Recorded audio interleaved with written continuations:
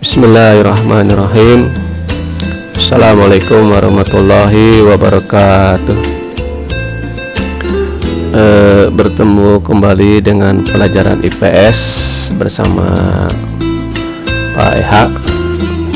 Hari ini kita akan membahas masih di bab 3 tentang penguatan ekonomi maritim dan agrikultur di Indonesia.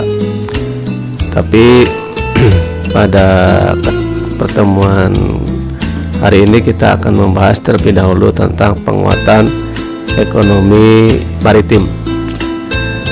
Anak-anak sekalian, inilah peta konsep pelajaran IPS pada bab 3, yaitu tentang keunggulan dan keterbatasan antar ruang dan penguatan terhadap kegiatan ekonomi sosial budaya di Indonesia dan ASEAN. Tujuan dari pembelajaran ini adalah pertama kita akan menganalisa bagaimana ruang lingkup kegiatan ekonomi maritim dan ekonomi kelautan. Lalu yang kedua kita akan menganalisa faktor apa saja yang menyokong kegiatan ekonomi maritim dan ekonomi kelautan yang ada di Indonesia. Itulah dua tujuan pembelajaran yang akan kita bahas bersama pada pertemuan hari ini. Sebelum kita belajar, mari kita berdoa terlebih dahulu bersama-sama. Bismillahirrahmanirrahim. Alhamdulillah wassalatu wassalamu ala rasulillah Sayyidina wa maulana Muhammad bin Abdillah, amma ba'du. Anak-anakku sekalian, mari kita biasakan hiasi hari ini dengan membaca sholawat. Bismillahirrahmanirrahim. Allahumma sholli ala Sayyidina Muhammad. Semoga hidup kita penuh keberkahan. Amin. Mari kita berdoa bersama. Bismillahirrahmanirrahim. Rabbana jidna ilman warzuqna fahman. Allahumma akhrijna min zulumati wamah wa akhrimna binuri fah wa fash alaina bi ma'rifatik wa sahil lana abwab wa fadlika ya arhamar rahimin. Ya Rabb, tambahkanlah ilmu bagi kami dan berikanlah kami kepahaman. Ya Allah, keluarkanlah kami dari kegelapan prasangka, muliakanlah kami dari cahaya kepahaman, bukalah pengertian ilmu kepada kami, dan bukalah untuk kami pintu-pintu anugerah-Mu, wahai Zat yang Maha Penyayang. Amin ya Allah ya Arhamar Rahimin. As'aluka ijabah bisiril Fatihah. A'udzubillahi minasyaitonir rajim. Bismillahirrahmanirrahim. Alhamdulillahirabbil alamin arrahmanir rahim maliki yaumiddin. Iyyaka na'budu wa iyyaka nasta'in ihdinas siratal mustaqim siratal ladzina an'amta 'alaihim ghairil maghdubi 'alaihim waladdallin. Rabbighfir lana. Amin. Anak-anakku sekalian,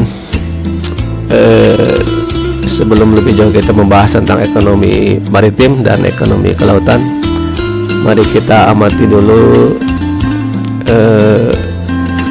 banner atau gambar yang Bapak sampaikan di pelajaran ini. Pertama, di sini ada kegiatan bongkar muat kontainer di Pulau Buhan. Lalu di bawahnya ada kegiatan pembuatan kapal laut. Di sini ada taman laut. Di sini ada tepi laut dan pesisir serta pantai sebagai ekosistem laut. Di sini ada kegiatan pengeringan ikan laut, ya. Di sini atau pengasinan. Di sini ada kegiatan penangkapan ikan di laut, ya. Lalu di sini ada kegiatan sama penangkapan ikan di laut, dan di sini ada kegiatan transportasi laut di sebuah pelabuhan ya. Di sini ada gudang-gudang ya, atau bengkel kapal laut ya. Di sini banyak terdapat kontainer-kontainer yang ada di pelabuhan. Di sini ada transportasi, dan di sini yang terakhir ada kegiatan penambangan minyak bumi di lepas pantai. Tentu kita melihat mana yang termasuk kategori ekonomi kemaritiman dan mana yang termasuk ekonomi kelautan. Di sini nanti kita akan bisa memilah-milah dan menganalisa bagaimana kegiatan ekonomi maritim itu dilakukan, juga bagaimana kegiatan ekonomi kelautan itu dilaksanakan.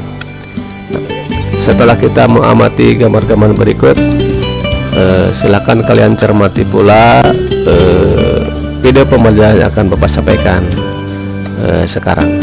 Silakan diamati.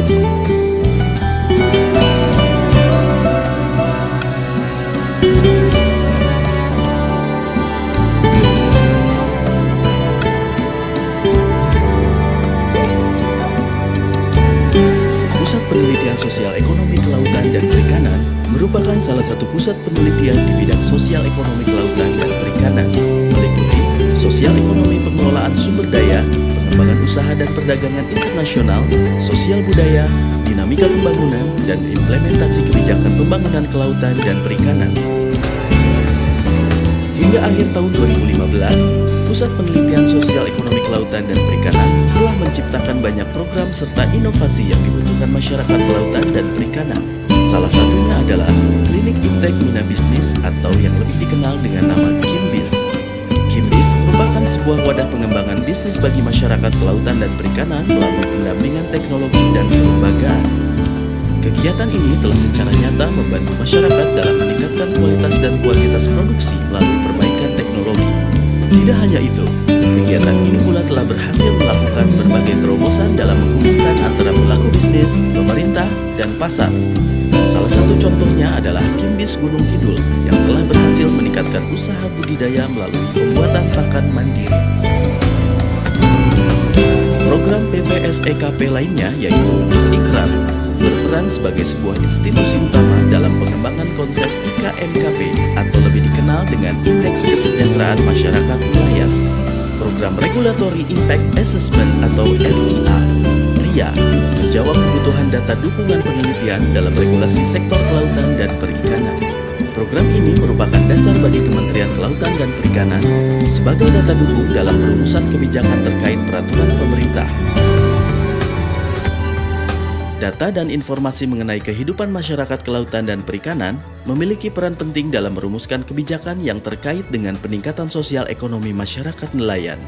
Untuk menjawab hal tersebut, maka dilakukan kegiatan Panel Kelautan dan Perikanan Nasional atau Panel KANAS. Inti kegiatan ini adalah pengumpulan data dan informasi mengenai rumah tangga nelayan yang meliputi struktur ongkos, penerimaan usaha, pendapatan rumah tangga, konsumsi dan modal sosial yang dapat digunakan untuk menghitung indeks ketahanan nelayan. Nah, setelah kalian amati, itulah sekilas kegiatan tentang ekonomi kelautan dan perikanan ya. Nah, baik kita cermati bersama mana kegiatan nelayan ya yang termasuk ekonomi maritim dan mana pula kegiatan nelayan atau kegiatan maritim yang termasuk ekonomi kelautan. Yang pertama adalah nelayan mencari ikan di laut. Kegiatannya nelayan mencari ikan di laut seperti pada gambar sebelah kanan bawah atas ini ya. Ini termasuk ekonomi kelautan. Kenapa? Karena alasannya nelayan merupakan kegiatan ekonomi yang dilakukan di wilayah pesisir dan laut ya. Jadi kenapa termasuk kelautan? Di sini ada kegiatan nelayan yang dilakukan di dua wilayah. Pertama di pesisir, ya. Yang kedua di laut. Itu ciri khas ekonomi kelautan. Lalu yang kedua, usaha pengawetan ikan di pantai. Nah, ini juga termasuk ekonomi kelautan. Sebab di sini nelayan memanfaatkan penangkapan ikan laut untuk dijadikan ikan kering yang dilakukan di pantai. Jadi mengambil ikannya di laut, pengeringannya atau pengasinannya dilakukan di pantai. Jadi ada dua wilayah yang dilakukan nelayan dalam melaksanakan kegiatan ekonominya. Yang ketiga, usaha budidaya rumput laut. Seperti gambar berikut. Ini juga termasuk ekonomi kelautan karena nelayan melakukan budidaya rumput laut di sekitar pesisir pantai. Jadi secara sederhana, kegiatan ekonomi kelautan itu adalah kegiatan ekonomi yang dilakukan oleh para nelayan yang dilakukan di laut ya, seperti penangkapan ikan laut atau budidaya rumput laut, termasuk pula dilakukan di darat atau di pesisir atau di pantai, yaitu melakukan budidaya rumput laut atau pengeringan ikan laut atau pengasinan ikan laut. Jadi ada dua tempat kegiatan yang dilakukan oleh para nelayan. Beda dengan ekonomi maritim. Kalau ekonomi maritim contohnya adalah jasa penyeberangan. Nah, seperti gambar atas ini, jasa penyeberangan antar pulau. Ini termasuk ekonomi maritim karena termasuk dalam industri transportasi laut. Ya.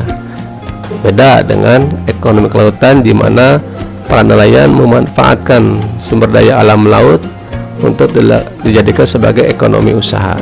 Sementara kalau maritim, ekonomi maritim kegiatannya dilakukan seperti jasa penyeberangan antar pulau, itu kegiatan industri transportasi laut. Lalu usaha yang kelima, usaha pembuatan kapal. Nah, seperti gambar di bawah ini ya. Usaha pembuatan kapal atau pembuatan dermaga atau servis kapal laut.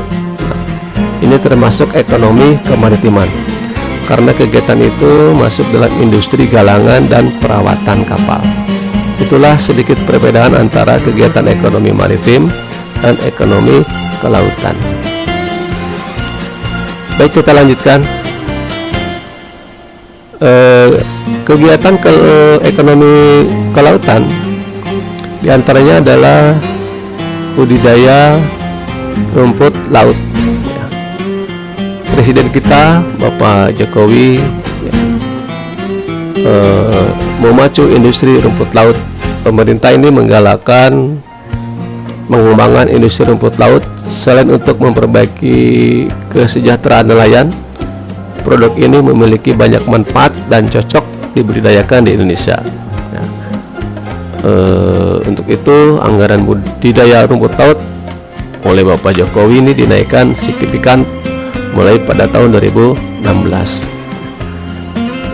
Alasan lain, rumput laut selalu menjadi primadona dalam setiap kesempatan subsektor perikanan melaksanakan kegiatan ekspor. Komoditas andal itu bahkan selalu menjadi penopang utama produksi untuk perikanan budidaya sejak lama.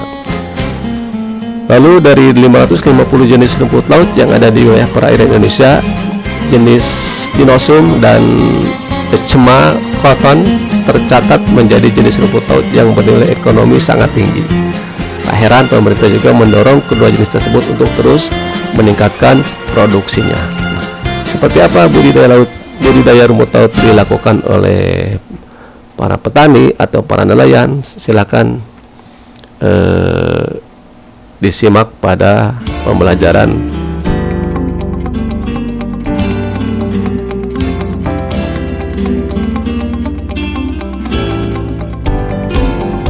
Sebagai bagian dari segi karang dunia, Indonesia memiliki varian jenis rumput laut. Setidaknya sebanyak 550 jenis rumput laut ada di perairan Indonesia. Saat ini baru 4 jenis rumput laut ekonomis tinggi yang telah berhasil dibudidayakan, yaitu Euchroma cottoni, Gracilaria, Caulerpa sp, dan Halimenia sp.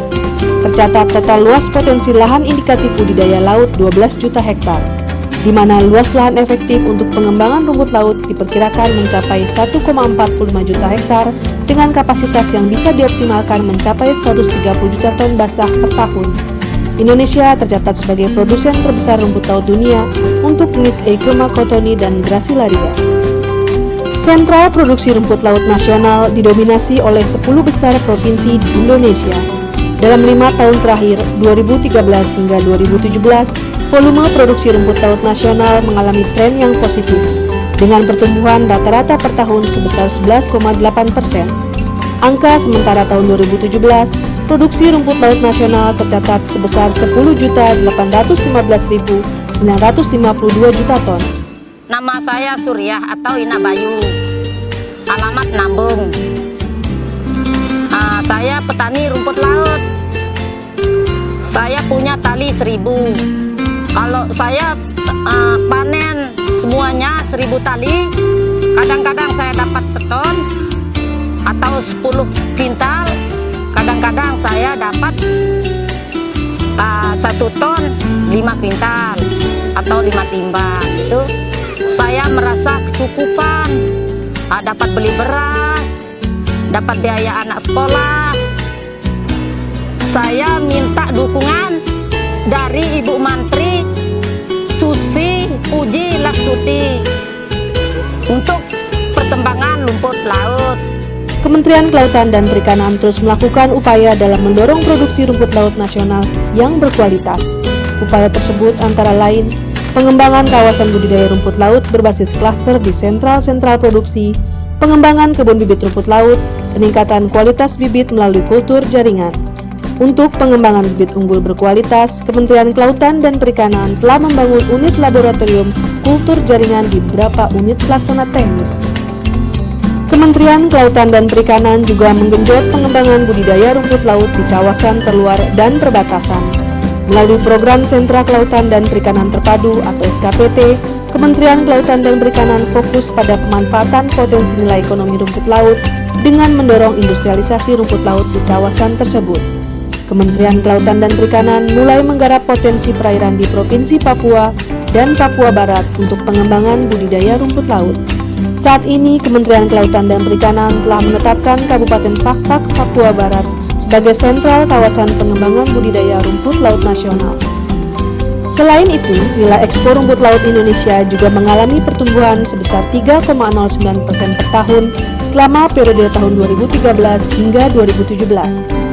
Tahun 2017 tercatat sebesar 204,98 juta US$ atau memberikan kontribusi sebesar 4,54% terhadap total nilai ekspor perikanan nasional.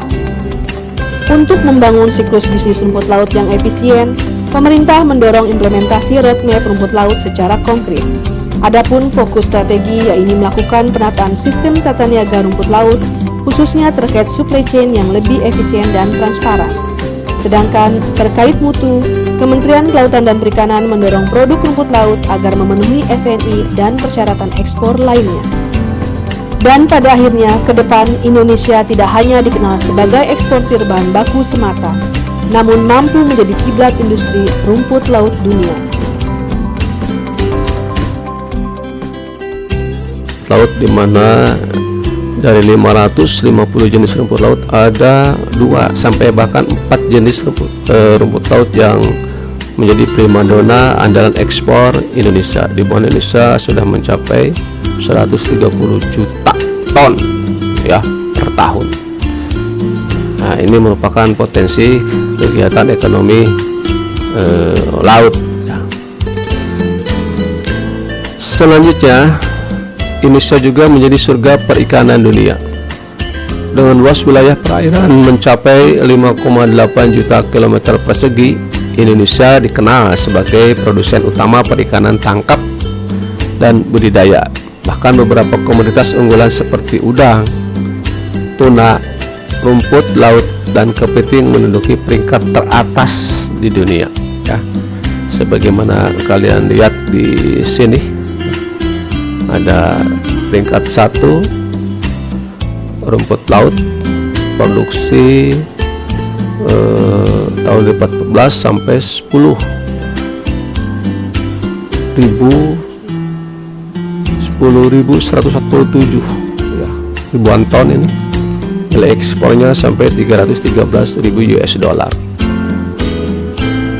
Lalu tuna, tongko, dan cakalang ya, nilai ekspornya sampai 510.000 US dollar. Yang lalu kepiting, ini kepiting kedua peringkat dunia, ini nilai ekspornya mencapai 313.000 US dollar. Dan udang nilai ekspornya mencapai 1.500 US dollar. Itulah 4 jenis produk unggulan perikanan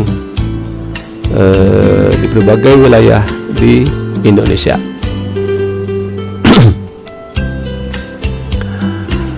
Kegiatan ekonomi kelautan yang kedua yaitu penangkapan ikan, di mana nelayan mulai melakukan kegiatannya ya untuk menangkap ikan laut, lalu melakukan pengeringan atau pengasinan ya. Di sini kita lihat ada beberapa kegiatan pengasinan ikan laut, sampai kegiatan pengolahan ikan. Ini sudah mengarah ke industri perikanan.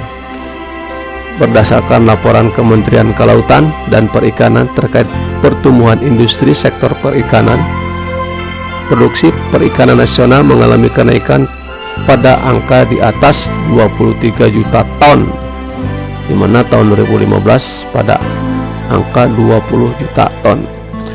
Kenaikan produksi tersebut diklaim bisa meningkatkan pertumbuhan ekspor produksi perikanan Indonesia. Nilai ekspor perikanan Indonesia sebesar 3,94 miliar US dollar pada tahun 2015, mengalami kenaikan yang signifikan di tahun 2017, 2 tahun kemudian naik menjadi 5 miliar US dollar.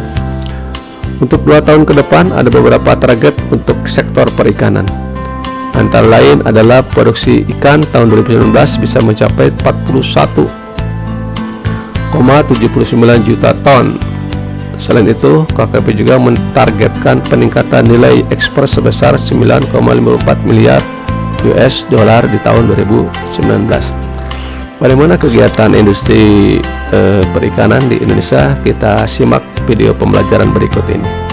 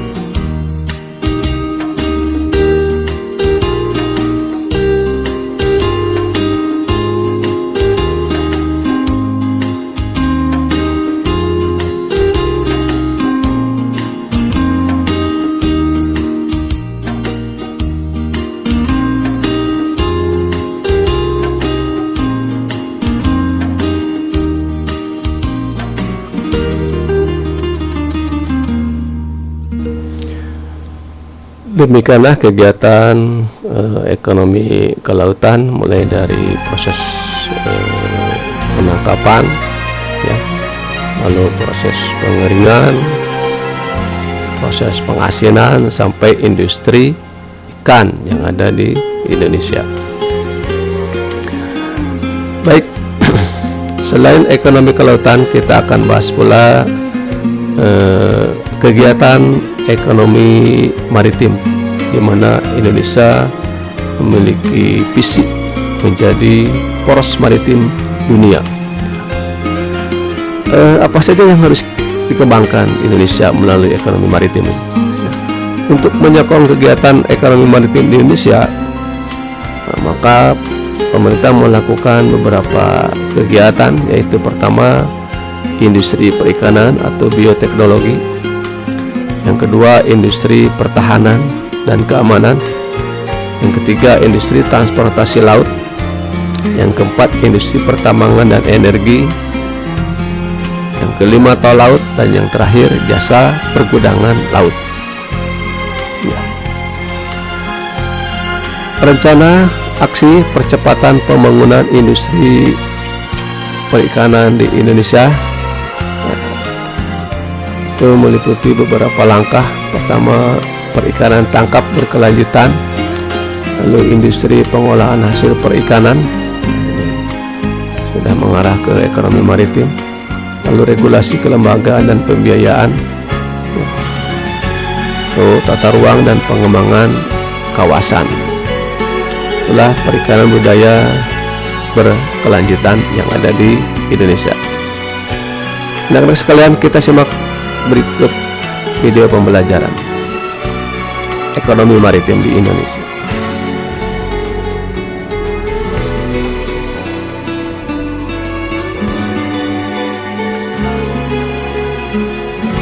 Sebagai negara kepulauan terbesar di dunia dengan luas wilayah 1,9 juta meter persegi, tidak diragukan lagi Indonesia memiliki potensi hasil laut yang besar.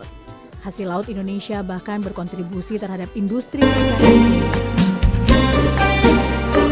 Ekspor hasil laut Indonesia didominasi oleh ikan, kepiting, rumput laut, dan ikan tuna. Menurut data dari Badan PBB tahun 2014, Indonesia masuk dalam daftar 10 negara penghasil ikan terbesar di dunia.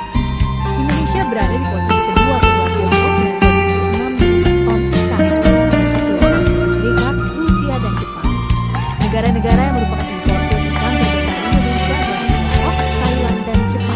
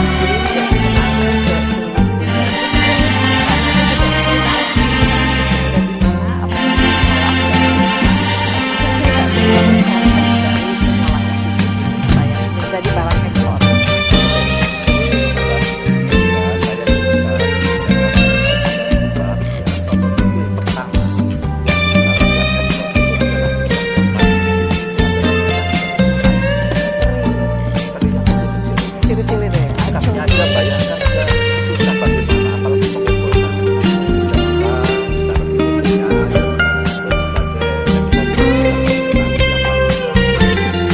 karena Jepang masuk dan harga bisa kita temukan. Jadi pembeli pertama itu dari Jepang. Dan sampai sekarang Jepang. Ngomong-ngomong Pak Naji, kenapa TRI sebagai institusi pertama dari barang ekspor? Saya dalam bisnis saya selalu mencari spesialisasi keunikan. Karena saya jual yang lain tidak ada keunikan. Dan orang Jepang itu kan makanan berkembang dengan ikan teri. Di Jepang sukanya berkurang. Dia mencari sumber bahan baku yang baru. Ada di Indonesia. Dan di Indonesia sumber bahan baku cukup banyak, tapi bagaimana cara menangkapnya dan cara mengolahnya menjadi kualitas sesuai dengan harapan market Jepang sana. Nah waktu itu pertama kali jadi mendapat pesanan itu, proses sampai mendapat pesanan untuk pertama kali itu seperti apa Pak Najik? Dari awal ya memulai usaha ini. Pasti kan ada tahap-tahapan yang melalui dan cukup ini kan, pasti cukup menantang. Jadi dulu itu tidak ada orang yang menangkap terus. Saya malah, tolong ditangkap ikan ini. Nah, ikan yang besar aja, nggak ada yang beli, malah ikan yang ini tuh. Udahlah, saya jamin Anda nangkap berapa saja akan saya beli. Nah, terpaksa saya melakukan edukasi. Nah, karena saya berangkat dengan Indonesia dalam market oriented dulu. Maka sudah ada, nah, bagaimana kita edukasi nelayan, kita kasih cash gratis. Full box yang putih itu untuk kita supaya di gratis juga. Hasil berapa kita beli dengan harga yang sudah sepakati. Ya, maklum. Jumlah nelayan lagi melibatkan Dan kurang lebih ada 200 perahu nelayan. Yang melakukan tak dapat. Saya dan Mbak Desi, saya 2 bulan pertama baru melakukan 1 konten. 1 konten. 2 bulan itu kurang lebih 7 ton setengah. Iya, 7 ton. Ketika pertama kali shipment itu Dalam bentuk kering. dalam bentuk kering. Iya. Nah untuk meyakinkan, karena setahu saya biasanya untuk ekspor itu prosesnya juga jauh lebih panjang, apalagi orang Jepang kan kualitasnya juga harus ada spesifikasi. Bagaimana? Nah, mereka pada saat sebelum proses kita dapat mengecek bagaimana kualitasnya dengan sampel yang ada. Jadi pada saat proses juga dia akan ngecek dan sampai untuk ekspor pun dia cek satu-satu. Nah, dari situlah kita mulai pada saat itu dan dibayangkan bahwa itu modal pertama karena kosnya mahal, karena dia nggak memenuhi dan itu juga. Dari antara cost dan harga jual pertama kali itu kira-kira berapa?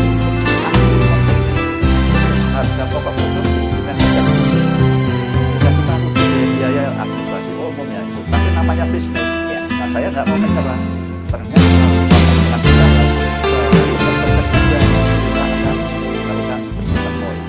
Ekspor ketiga masih ke Jepang dengan produk ke yang Jepang jumlahnya ya kita konten tapi dan apa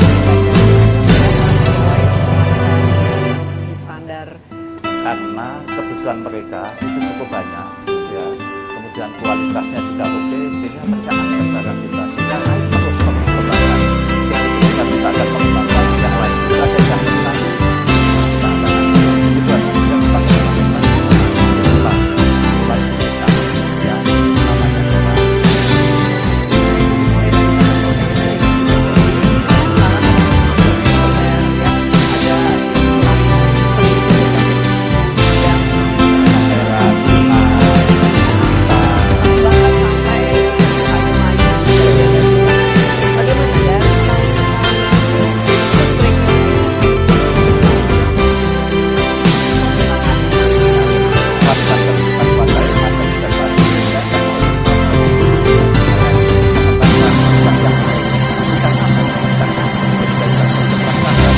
karena ikan kakap merah ini itu permintaan di Amerika cukup bagus karena warnanya merah, kemudian dan Indonesia cukup banyak dan karena harganya juga diferensiasi pasti jauh ya, lebih tinggi. kemudian di filet, dibul supaya makan di restoran Amerika, makanya kita bentuk lah kenapa didirikan pabrik yang ada di Gresik. Dulu ikan terinya mulai kita dirikan dan beberapa daerah di tangga yang lain dan saya masuk di sini kan saya karena pabriknya ada di Gresik. Nah, cara mencari marketnya itu bagaimana?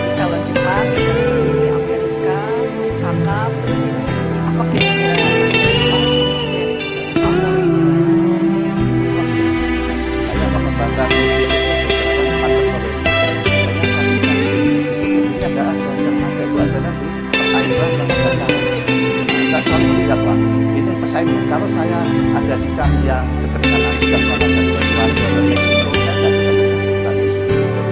Karena apa? Perjalanan ekspor dari Indonesia ke Amerika padahal itu sangat jauh.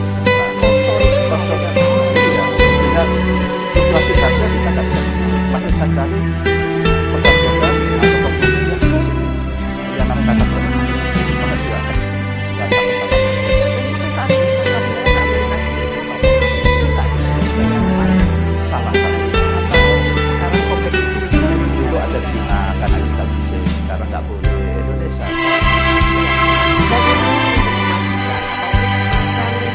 kalau ke Amerika, kalau ke Eropa, ada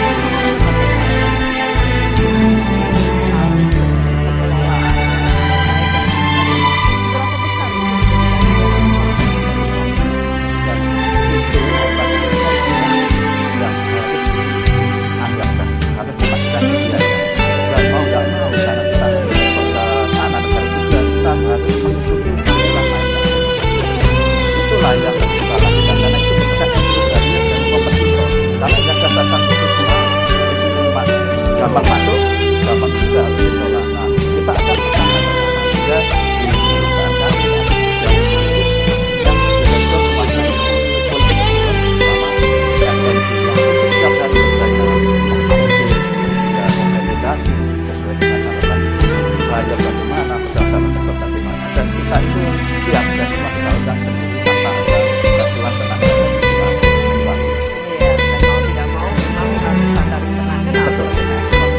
Dan kita ini sangat strict ya, kita harus pakai baju lengkap dan boots ini supaya menjaga kondisi steril. Betul. Mulai tahun 90 sekarang lebih dari 20 tahun kemudian, mulai dari satu tahun apa itu? Kita total kita 1 tahun kurang lebih 2.500 sampai 1 per tahun. Per tahun. Bicara profit margin, Kadang-kadang ada pembeli yang lagi nggak bagus, profit lagi nggak bagus, kemudian ada yang bagus. Ya, terus jangan bisa jalan yang sangat kerjasama dengan nelayan selama ini bagaimana sistemnya? Apakah masih mirip-mirip seperti yang awal atau sekarang sudah ada supplier yang inilah yang memang khusus untuk PT KLM ini? Nah, sekarang ini yang kita lakukan adalah program kemitraan. Nah, jadi kita melakukan kerjasama dengan para supplier yang ada di daerah. Bagaimana mereka membina nelayan? Saya punya suppliernya secara jangka panjang, baik dalam aspek kualitas, aspek manajemen, aspek keuangan, kita kerjasama yang berusaha dan kita mau partnership jangka panjang. Jadi arah-arah kita perusahaan sehingga kita memberikan gantian cara kerja bagaimana supplier kita itu mengarahkan menangkap ikan dengan cara yang benar, dengan kualitas sesuai dengan harapan pasar, yang bagaimana cara pengiriman, bagaimana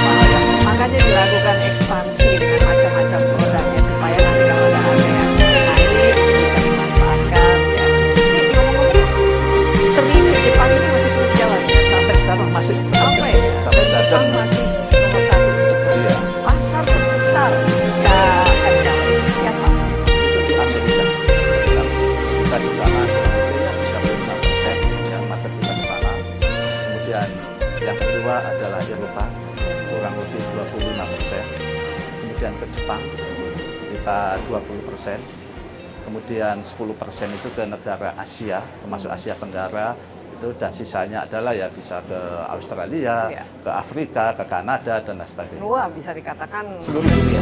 Ya, tapi domestik juga ada dong.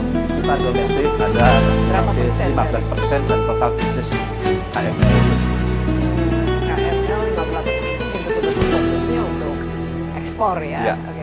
Kita ini sekarang berada di ruangan pengelolaan udang ya. Nah ini kalau udang kita ini salah satu yang terbaik di dunia, Pak Najik, kualitasnya, rasanya atau bagaimana? Cukup bersaing dengan negara-negara lain? Kualitas udang kita sekarang ini kita itu merupakan nomor 3 suplai udang terbesar di dunia. Nomor 3? Iya. Nomor pertama apa? Nomor 3 yang pertama adalah India. India. Ya. Nomor 2 kalau nggak Vietnam atau Thailand. Kemarin Indonesia, ya tahun kemarin, tapi tahun ini Indonesia turun nomor 3. Nah udang ini biasanya digemari oleh siapa? Negara yang paling banyak mengimpor udang dari Indonesia? Udang ini adalah komoditi dunia. Dunia. Jadi kalau kita beli bahan baku, bagaimana harga yang paling baik itulah harga yang kita tuju. Jadi kita nggak bisa di Jepang murah, kita harus suplai, tetap harus suplai, tapi komposisinya berbeda karena bahan bakunya kita kan belinya dengan harga yang sama. Jadi mau tidak mau betul-betul ya mengikuti harga pasar. Oke, bisa cerita sedikit mengenai proses pengolahan udang di sini. Ini udang yang dihasilkan oleh mitra-mitra nelayan yang Bukan nelayan, petambak. petambak. Oh, jadi ini udang dari tambak. Udang Bisa, panah. bisa ceritakan sedikit proses apa yang dilalui, apa yang para karyawan menjadi. Nah, ini adalah ruang pertama dari udang yang masuk dari pembelian kita, tambak yang tadi sesuai yang kita bina, dan masuk ini adalah tempat pemotongan kepala. Udang potong kepala menjadi kemas. Setelah itu baru proses selanjutnya kemudian ada di sizing, kemudian di sortir, kemudian ada dibutuhkan sampai dimakan breaded, kasih tepung dan lain sebagainya. Ini betul-betul diproses ya. Iya. Kita tidak menjual udang yang fresh. Tidak. Jadi ada produk udang yang ada di bubuk, ada di bubuk itu tinggal masukkan di microwave, langsung tambah saus, langsung masuk. Ada juga yang cook gitu, jadi tinggal kita masuk, kemudian microwave, masak, ya Luar masuk. Ada biasa. yang bentuk sate juga. Jadi betul-betul ready to eat ya. Iya. Kalau prosesnya ini berapa lama? Proses datang nanti malam sudah pergi, nanti sudah siap di pack. Nah, kalau memangnya tadi tidak sudah siap saja, tergantung satuannya kontainer dan itu komposisinya dan kulitnya udang itu hanya satu macam, tapi ukurannya yang banyak. Nah, kalau Harus satu disortir udang lagi. sortir, karena harganya tidak beda, makin besar harganya makin mahal. Jadi di situ harus dibutuhkan kejelian kita bagaimana caranya membeli, bagaimana cara memproduksi, bagaimana kita bisa pasar yang butuh size-size tertentu, size-size yang lain. Nah kalau sekarang ini harga udang yang paling tinggi di mana? Kalau kita melihat ini dari market dunia ya. Nah, sekarang Karena kan tetap- tadi katakan iya. kan tergantung pasarnya yang paling bagus di mana. Nah, tergantung jenis tertentu ya, tapi bagaimanapun itu Amerika adalah yang paling tinggi, yang cukup stabil. Kadang-kadang Jepang hanya saat nanti turun lagi, ya itulah. Oke, ya, Jadi fluktuatif. Amerika lah merupakan pasar yang potensial yang harus kita masuki untuk olahan seafood, karena di sana ekonominya yang paling besar dari Jepang. Kemudian secara konsumsi juga Jepang, secara istilahnya itu apa, orang-orang Jepang, orang-orang Amerika sana biasanya ya belanja-belanjanya di pasar Korea dalam bentuk consumer pack sudah ada. Sudah ready to eat ya. Mereka nggak harus repot-repot membersihkan lagi dan lain sebagainya. Jadi banyak sekali seafood dan produk-produk yang dijual. Paling banyak apa Kita antara semuanya? Maksudnya paling banyak dari produk. dalam bentuk value atau volume. Dalam bentuk volume dan di dalam bentuk value. Kita di sini di KML kita banyak produk ini hampir sekitar seperti udang kita 20%, kemudian ada ikan Berapa ton kalau setahun? wah, kita nggak bisa banyak sekali. Banyak sekali. Iya. Kemudian crab juga 20%. ikan, ada bisnis kita ikan surimi yang kayak bakso. Itu ada ya surimi. Jadi daging lumak yang kita makan bakso itu ya kayak meatball. ya 15% sisanya Itu dijualnya sebagai meatball.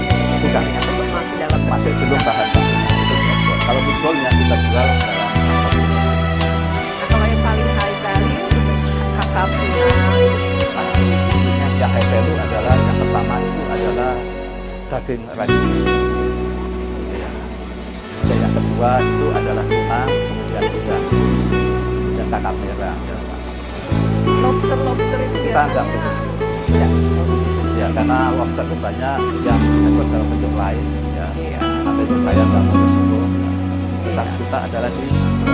Dan kepiting juga bukan yang lain, tapi sudah diolah kan. Ya, dan ready to eat. Gitu. Ready to eat. Jadi lapar ini. Pak Najik waktu mulai satu kontainer, kalau tidak salah bermitra waktu itu kita 200. Sekarang ada berapa? Lumayan. Dan petani sampah ini juga kita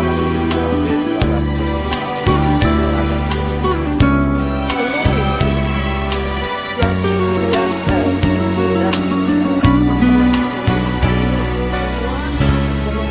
lebih 90% dan perairan laut 10% atau 20% dari perairan adalah perairan Indonesia Timur, kemudian sama pantai utara Jawa.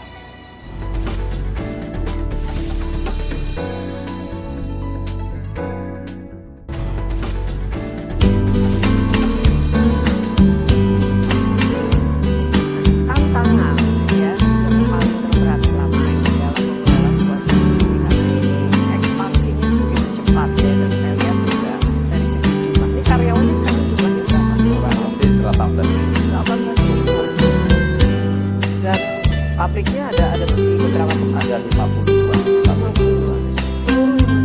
Gresik ini yang mulai ya. Lanjutnya di sini. Ya, head office kita di sini, kemudian pabrik kita sebagian ada di sini. Nah, sehingga kita juga lebih enak tinggal di Jawa Timur karena pusat di situ kan bisa jadi. Iya. Nah, kalau bicara mengenai tantangan itu pasti banyak sekali yang tadi termasuk pasar global dan macam-macam lah kondisinya dan persyaratannya. Selama ini yang terberat itu bagian apa sih, Pak? Jadi sekarang ini bagaimana kita bisa mensuplai pasar dunia itu dalam kuantitas yang kontinu dengan harga yang tidak fluktuatif. Kita tahu di Indonesia ya kan banyak melakukan penangkapan secara nelayan. Kadang-kadang ada musim angin, ada Nah, itulah kegiatan industri perikanan di Indonesia. Kita simak selanjutnya. Faktor yang kedua yang menyokong ekonomi maritim yaitu pertahanan keamanan di wilayah perairan Indonesia. Ya, situ ada PT Dirgantara, ada PT Pindad, ada PT PAL. Ya, ini adalah penyokong kegiatan ekonomi maritim di Indonesia. Yang ketiga ada transportasi laut.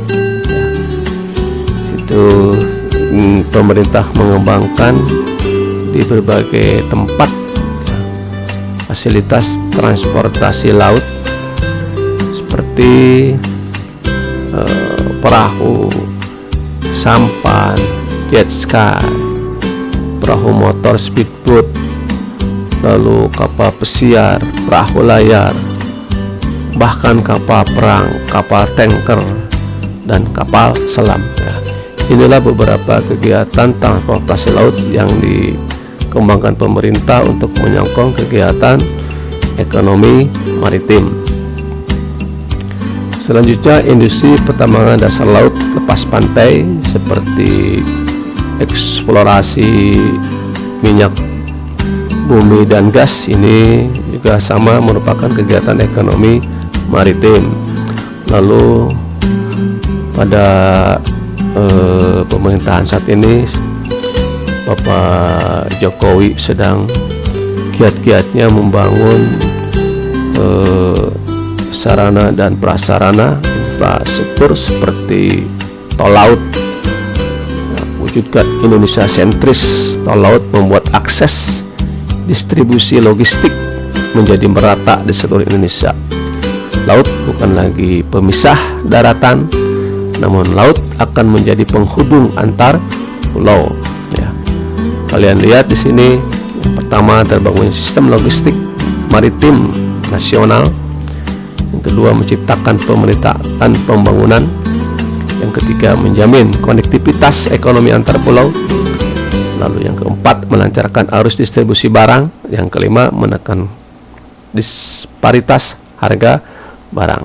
Ya, itulah kegiatan tol laut dengan strategi mengembangkan sistem transportasi laut nasional, ya, yang fokus dan sasarannya adalah kapal perintis, ya. Ada rute perintis. Nah, ini diperkirakan 75 kapal perintis disiapkan, ada 100 rute perintis, ada 59 pelabuhan dikembangkan. Nah, itulah kegiatan tol laut untuk mendukung kegiatan ekonomi maritim. Selanjutnya di sini silakan disimak, ada peta trayek penyelenggaraan angkutan barang di laut tahun 2018,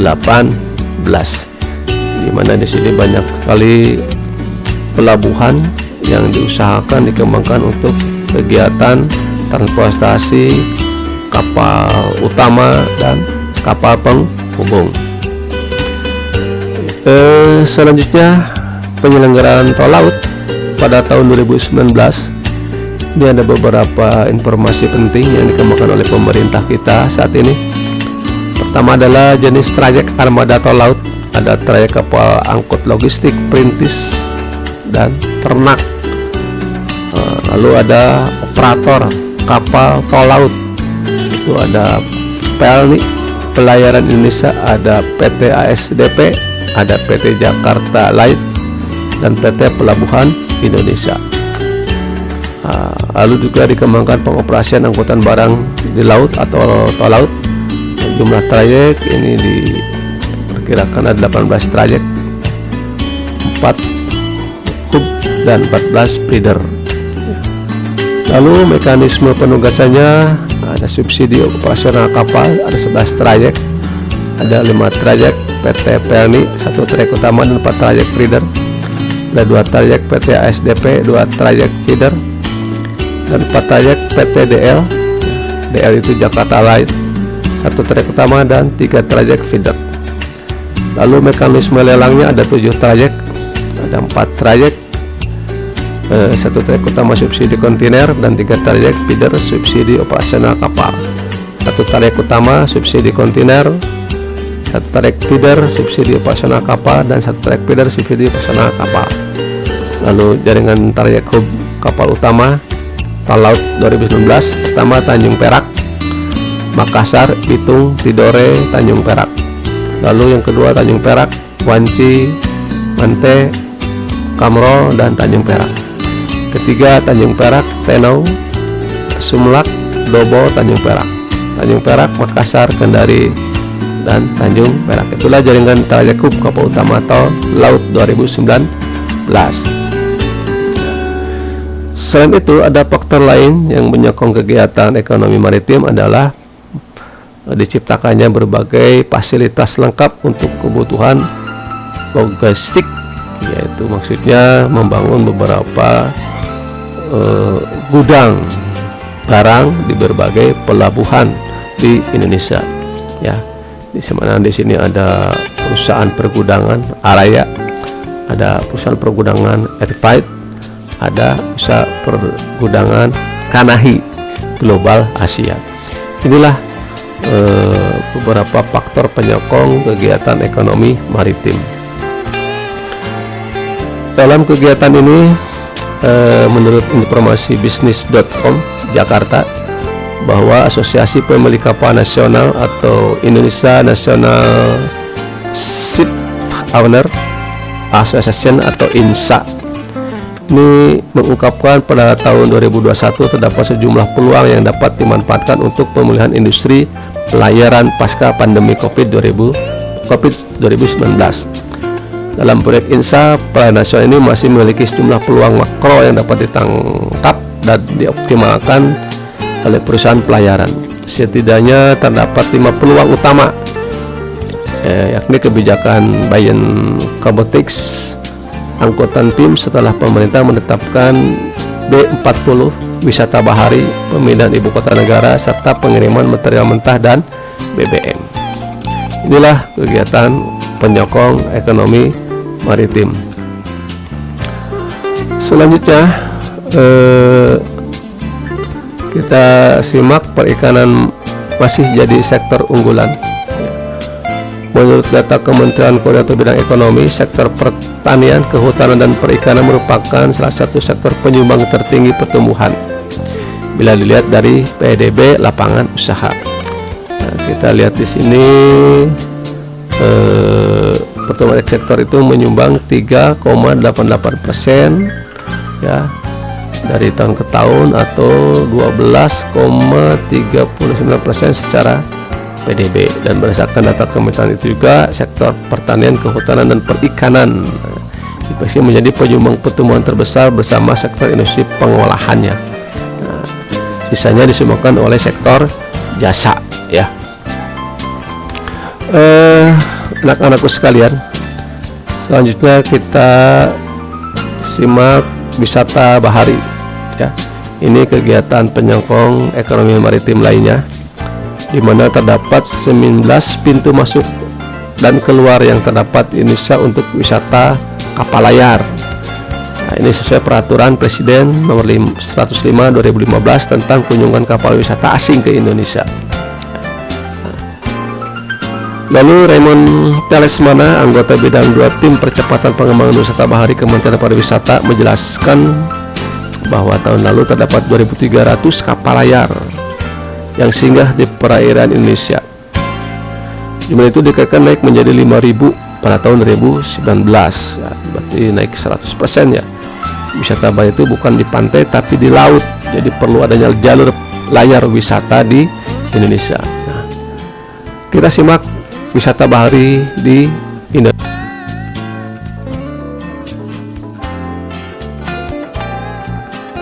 Kabupaten Bulukumba terletak di bagian paling ujung selatan Provinsi Sulawesi Selatan. Bulukumba juga terkenal dengan perahu pinisi hingga dijuluki Buta Panrita Lopi, yang berarti tanah ahli perahu. Selain itu, Bulukumba juga menyimpan sejuta pesona alam yang tersembunyi yang masih banyak orang belum tahu akan keindahannya. Mulai dari wisata pantai, situs bersejarah, spot foto-foto, sampai bukit yang memanjakan mata. Dikutip dari berbagai sumber, berikut kami telah merangkumnya dalam 10 destinasi wisata bahari Bulukumba yang layak Anda kunjungi.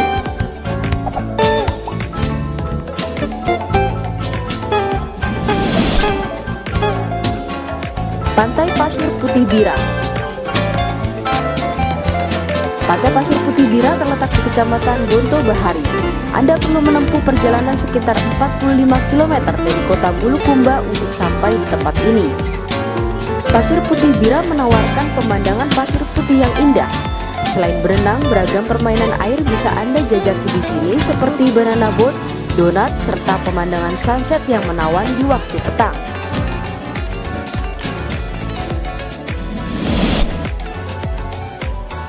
Pantai Pasir Putih Bara. Pantai Bara terletak di bagian barat Pantai Bira.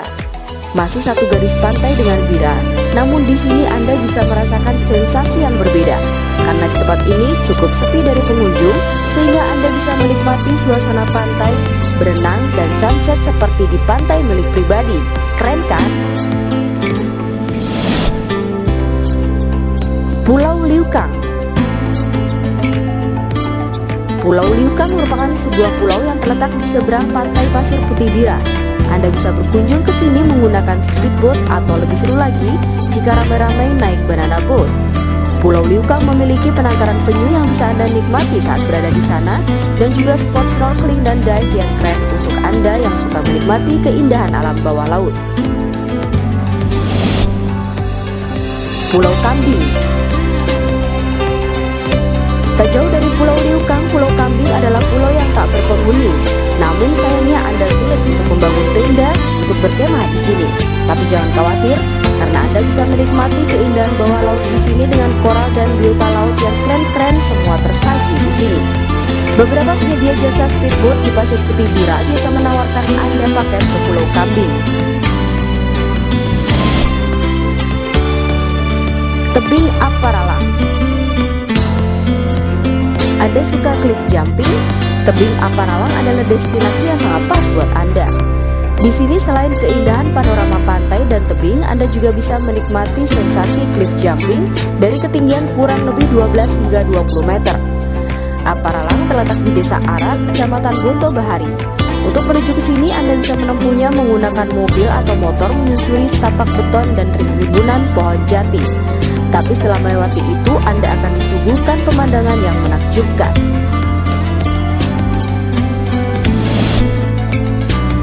Pantai Lemo-Lemo. Pantai Lemo-Lemo masih berada di Kecamatan Bonto Bahari. Kecamatan yang memiliki warisan bahari yang sangat banyak di Kabupaten Bulukumba. Berbeda dengan beberapa pantai lainnya, Pantai Lemo-Lemo belum banyak terekspos keluar. Bentangan pantai yang luas, rindang pepohonan yang menyejukkan menjadikan Lemo-Lemo sebagai destinasi yang wajib Anda kunjungi. Pandrang Luhu. Sebelum sampai ke Bira, kita akan melewati pantai Pandrang Luhu di sebelah kiri sebelum mencapai Pelabuhan Bira. Di pantai ini, jajaran pohon nyir yang berbaris rapi dan rumah penduduk dengan arsitektur tradisional serta area pembuatan kapal pinisi dapat Anda nikmati dalam sekali trip pantai Pandrang Luhu ini. Pantai Kasuso. Pantai Kasuso terletak di Desa Darubiah, Kecamatan Bonto Bahari, 45 km dari ibu kota Bulukumba. Di pantai ini Anda bisa menikmati panorama pantai yang berbeda, dan pada musim angin timur Anda bisa menyaksikan masyarakat nelayan memperagakan keterampilan mereka menangkap ikan terbang. Pantai Sambuang. Jika beberapa pantai sebelumnya terletak di Kecamatan Bonto Bahari, Pantai Sambuang terletak di Kelurahan Ekatiro, Kecamatan Bonto Tiro, 42 km dari kota Bulukumba. Di pantai ini menyuguhkan keindahan pantai yang diapit oleh dua bukit di kiri dan kanannya. Selain itu, Pantai Sambuang biasanya dijadikan tempat pelaksanaan Festival Budaya Dato Tiro. Pantai Ujung. Sama halnya dengan Pantai Sambuang, Pantai Ujung terletak di Kecamatan Bonto Tiro. Untuk menuju ke tempat ini, kita harus melalui jalan setapak sekitar 1 km sebelum Pantai Sambuang. Pantai ini memiliki keunikan pada jembatan yang menuju ke pulau kecil di seberang pantai. Selain 10 destinasi wisata bahari Bulukumba tersebut, Bulukumba masih memiliki destinasi bahari yang lain seperti Pantai Marumasa, Pantai Mandalaria, dan lain-lain. Ayo, segera atur jadwal wisata Anda bersama keluarga.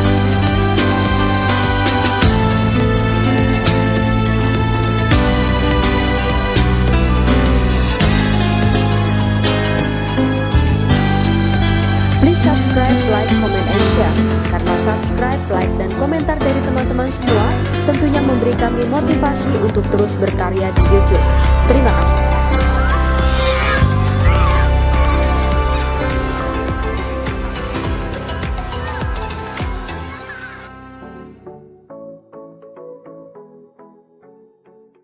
Kegiatan ekonomi maritim yang ada di Indonesia ya. Selanjutnya kita simak dalam menuju visi Indonesia menuju poros maritim dunia, di mana Indonesia memiliki potensi kemaritiman. Di antaranya ada 99.149 km garis pantai. Ada